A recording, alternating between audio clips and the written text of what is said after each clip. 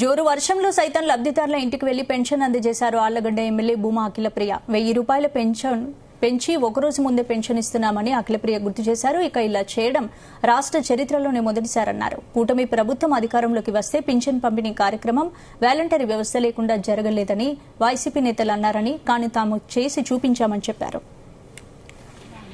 4,000 pension 1వ తారీఖున ముందుగానే ఇస్తున్నాం. గుర్తు పెట్టుకోవాలా చంద్రబాబు నాయుడిని, మర్చిపోద్దు.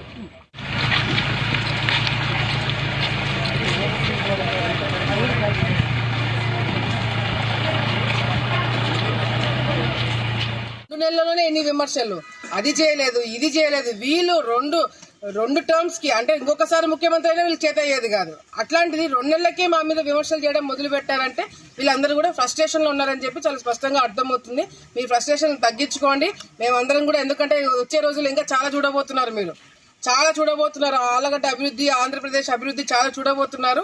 సో ఫ్రస్ట్రేషన్ ఇప్పటి నుంచే మీరు మీ యోగాలో, మెడిటేషన్ లో మొదలు పెట్టుకుంటే బాగుంటుందని చెప్పి కూడా వైసీపీ నాయకులకి మేము తెలియజేసుకుంటాం.